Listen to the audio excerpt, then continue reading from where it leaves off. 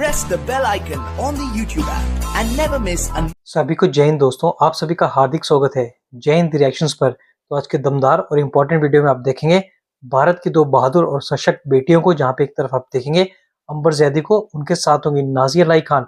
और आप इस वीडियो में देखेंगे कि क्यों नाज़िया लाई खान जी को बहुत ही जबरदस्त गुस्सा आया और वो किस पे भड़क गई। तो ये वीडियो काफी इंपॉर्टेंट होगी, आपको बहुत कुछ जानने को मिलेगा, तो इसे अंत तक देखें। और चैनल पे नए हैं तो चैनल को सब्सक्राइब कर दें ताकि हम आपके लिए लेटेस्ट इंपॉर्टेंट और नॉलेजेबल वीडियोस लाते रहें। तो चलिए पहले ये वीडियो देखते हैं और अंत में इसके बारे में बात करेंगे। जय हिंद, जय भारत। नमस्कार दोस्तों, मैं अंबर जैदी और आप सबका बहुत स्वागत है हमारे आज के खास कार्यक्रम में। और हमारे साथ नाज़िया जुड़ी हैं। नाज़िया, बहुत बहुत स्वागत है आपका। नमस्कार, जय हिंद। वंदे मातरम, भारत माता की जय। थैंक यू सो मच अंबर, मुझे फिर से इनवाइट करने के लिए। और जब हम आपस में किसी भी टॉपिक को लेकर के बैठते हैं, वो एक्चुअली में डिबेट तो नहीं होता है, पर हाँ गौर तालाब जरूर होता है, कन्फ्रंटेशन जरूर होता है, और जिसका रिपार्केशन मुझे लगता है जनता को बहुत पसंद आता है। एब्सोल्युटली। आज बड़ी पर्दे पर एक फिल्म रिलीज होनी थी जिसका नाम है हम दो हमारे 12। फिल्म में मुख्य किरदार में अनु कपूर हैं और इस फिल्म के प्रोमो को देखकर ये नजर आता है कि कुछ इस्लाम की जो मान्यताएं हैं उनको कटाक्ष करती हुई ये फिल्म है, जो एक खास वर्ग को कहीं ना कहीं बहुत आहत करती है। और एक खास वर्ग इस फिल्म की रिलीज को रुकवाने के लिए बॉम्बे हाई कोर्ट पहुंचा। बॉम्बे हाई कोर्ट ने फिल्म की रिलीज पर रोक लगाने से इनकार किया, तो वो खास वर्ग सुप्रीम कोर्ट पहुंच गया। सुप्रीम कोर्ट ने फिलहाल इस पर रोक लगा दी, लेकिन सवाल ये है कि अभिव्यक्ति की आजादी की बात करने वाले जब इस तरह की जो एक खास वर्ग की कुछ मान्यताओं पर सवाल करने वाली कुछ फिल्में बनती हैं, तो उनकी भावनाएं आहत हो जाती हैं। और खास तौर से हमने देखा केरला फाइल्स या फिर हम अजमेर 92 या इस तरह की कई सारी फिल्में हमने देखी हैं। जब भी इस तरह की फिल्म कोई बनती है तो खास वर्ग ऐतराज करने के लिए बाहर निकल आता है। जबकि हिंदुओं की बात करें तो हिंदू मान्यताओं पर दर्जनों हजारों सैकड़ों फिल्म बनी है भारत के इतने लंबे चौड़े फिल्म के इतिहास में। और मैं एक खास रिपोर्ट रिसर्च की बात करती हूँ, और सबसे बड़ी बात तो ये कि हिंदू आती नहीं होते उनकी फिल्मों, उनको फिल्मों में चाहे किसी भी तरह से पोर्ट्रे किया जाए।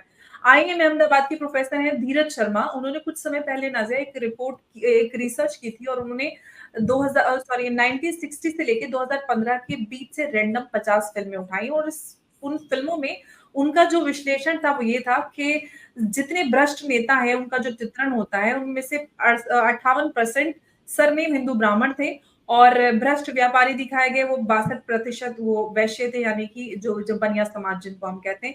74% जो सिख है उन किरदार को फनी और हास्य मजाक बनाते हुए जो हम देखते हैं, वो इस तरह के किरदार दिखाए गए। तो फिल्मों में इस तरह से जो एक हिंदू समाज है उसका जो भी पोर्ट्रेल होता है, उसकी कोशिश कितने सालों से हो रही है, उसको लेकर कभी किसी भी समाज की तरफ से कोई ऐसी आवाज नहीं उठाई गई, कोई बहाना, कोई भी बहस नहीं हुई। जो कुछ चल रहा है वो सब क्रिएटिव लिबर्टी और उसके नाम पर चलता है। लेकिन जब भी इस तरह का कोई भी मुद्दा आता है तो एक खास वर्ग विशेष आहत हो जाता है। और जिस तरह से हमने देखा है कि पूरे सिस्टमेटिक ढंग से हिंदुओं के का चित्रण हुआ है, उस पर ना तो सुप्रीम कोर्ट ने कोई संज्ञान लिया और ना ही कोई वर्ग विशेष उठकर या कोई अभिव्यक्ति की आजादी के नाम पर कोर्ट पहुंचा। आप इसको किस तरह से देखते हैं आज जो हम दो हमारे 12 पे इस तरह से एक वर्ग विशेष की भावनाएं आहत हुई? बहुत खूबसूरत टॉपिक है, और हम दोनों मुसलमान हैं और हम दोनों महिलाएं हैं, तो बिल्कुल इस टॉपिक को हम लोगों को डिस्कस करना ही चाहिए, क्योंकि अल्टीमेटली बच्चा पैदा करने की मशीन हम ही बनते हैं। मैं बिल्कुल इस बात से इनकार नहीं करूंगी कि हिंदुओं ने कभी भी 12 बच्चे या 20 बच्चे या 9 बच्चे या 10 बच्चे नहीं पैदा किए हैं। बिल्कुल किए, हर हाल में किए हैं। इवन भगवान राम के जो पिता थे उनके भी बहुत सारे बच्चे थे, लेकिन भगवान राम ने ही, अगर लोगों ने, हिंदुओं ने और मुसलमानों ने हिंदुओं की धार्मिक किताबें, सनातन धर्म की धार्मिक किताबें पढ़ी होंगी, तो उनको पता चला होगा कि भगवान राम ने भी इस पर अपने प्रस्ताव को, अपनी बात को रखा था कि कम अगर बच्चे हो तो उस पर समाज बहुत आगे बढ़ सकता है। पॉपुलेशन कंट्रोल की बात हमें और आप भी गाए बगाए करते रहते हैं। बात ऐसी आती है कि जिस अलकुरान को मानते हैं लोग, जिस अलकुरान को हम और आप पढ़ते हैं और हमारे भारत के 20 करोड़ मुसलमान पढ़ते हैं, उसमें सूरे अनम वर्सेस 140 में जाइएगा, उसके बाद सूरे इसरा वर्सेस 31 में जाइएगा, उसके बाद सूरह अल इसरा वर्सेस 31 में जाइएगा तो ये साफ लिखा हुआ है कि अबॉर्शन एक सिन है, एक पाप है, एक गुनाह है, एक बहुत बड़े गुनाह अजीम है कि अबॉर्शन ना किया जाए। अब हालिया में ड्यूरिंग इलेक्शन हमारे असदुद्दीन अवैसी साहब ने एक सर्वे अपने आप से बना करके दे दिया था कि भारत में कॉन्डम सबसे ज्यादा यूज मुसलमान मर्द करते हैं। मतलब असदुद्दीन अवैसी साहब सबके बिस्तर पर जाकर के झांक झांक करके देखते हैं कि कौन कौन मुसलमान कॉन्डम यूज करता है। मैं पहले अंबर बहुत हिचकिचाती थी बहुत सारी बातों को सामने में रखने से, लेकिन फिर मुझे पता चला कि अगर हिचकिचाहट में रह जाऊंगी तो सत्य बातें, जो सच्चाई है वो सामने नहीं आ सकेगी। जैसे जैसे सनातन धर्म को, क्रिश्चियन धर्म को, यहूदी धर्म को ये एहसास हुआ कि हम दो हमारे दो या हम दो हमारे चार होंगे तो हमारी जिंदगी बड़ी सक्सेसफुल रहेगी और हम बच्चों को एक अच्छा भविष्य दे पाएंगे। और इसका नतीजा भी हमें बहुत खूबसूरत देखने को मिला हर एक धर्म वाले के अंदर से।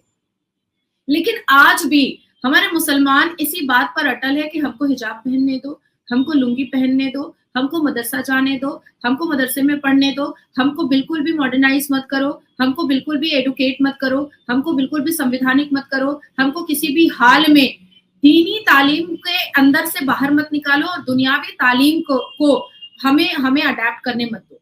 एक ऐसा कमरा मुसलमानों ने अपने लिए बनाया है जिसमें ना खिड़की है ना दरवाजे हैं, एक ऐसा होल भी नहीं है जिससे वो बाहर की हवा एक वेंटिलेशन के लिए अंदर आने दे। और जो कोई भी हथौड़ा लेकर के खड़ा होना चाहता है कि इस सफोकेटिव रूम में हम एक खिड़की और दरवाजा बना दे ताकि एक वेंटिलेशन हो और नए सूरज की रोशनी किरणें जो हैं वो इस्लाम के मानने वालों तक पहुंचे, वो उसको नहीं, वो उस खिड़की और दरवाजा खोलने वाले के हाथ काटने को तैयार हो जाते हैं, गुस्ताखे रसूल के नारे पर गला काटने को तैयार हो जाते हैं।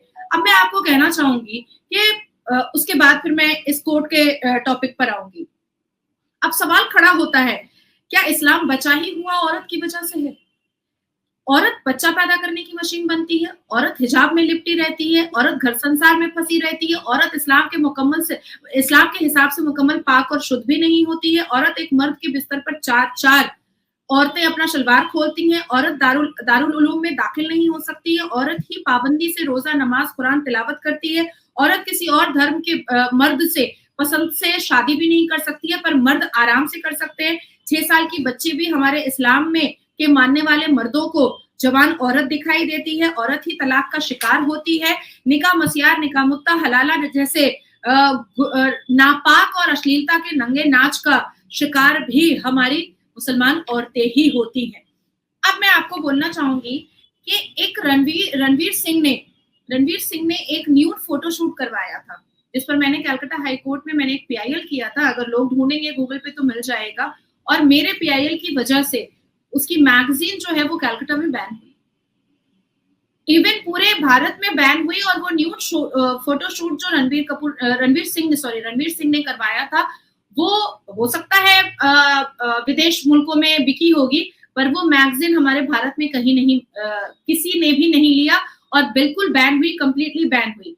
आपको याद होगा कि लाल सिंह चड्ढा बहुत बड़े तरीके से ठप बैठी थी और बॉक्स ऑफिस पर बिल्कुल भी कमाल और धमाल, जबकि आमिर खान की मूवीज से लोगों को बहुत अपेक्षाएं होती हैं और लोग कूद करके उसकी मूवी देखने के लिए जाते हैं, पर लाल सिंह चड्ढा पर मैंने बैन करवाया था। मैंने इसलिए बैन करवाया था कि कोई भी हमारे देश की सेना का मजाक नहीं उड़ा सकता है और एक मेंटली चैलेंज्ड व्यक्ति हमारे देश की सेना कभी नहीं हो सकता है।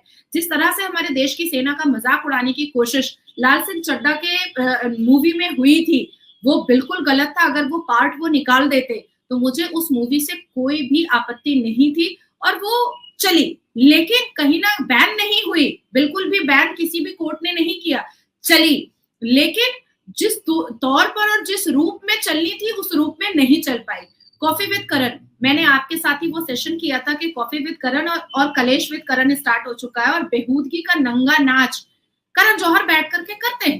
दोस्तों आशा करता हूँ कि वीडियो को आपने अंत तक देखा होगा और हमेशा की तरह नाज़िया इलाही खान जी का दमदार और बेबाक रिएक्शन आपको काफी पसंद आया होगा और इस वीडियो में आपको बहुत कुछ जानने को मिला होगा, जहाँ पे आपने देखा भारतीय शेरीन नाज़िया इलाही खान न सिर्फ इन शांति दूतों बल्कि जो मजहब के ठेकेदार हैं उन पे भी तगड़ा भड़की और खासकर जो मामला लव जिहाद का सामने आया, जहाँ पे हिंदू बेटी को बहरीन ले जाया गया और वहां पे उसका धर्म बदला गया और खासकर हमने देखा कैसे उसको अबॉर्शन के लिए मजबूर किया गया। तो आशा करता हूँ वीडियो में आपको बहुत कुछ जानने को मिला होगा।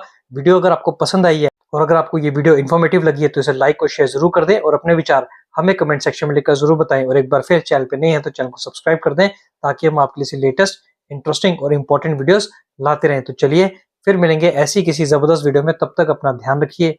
जय हिंद, जय भारत।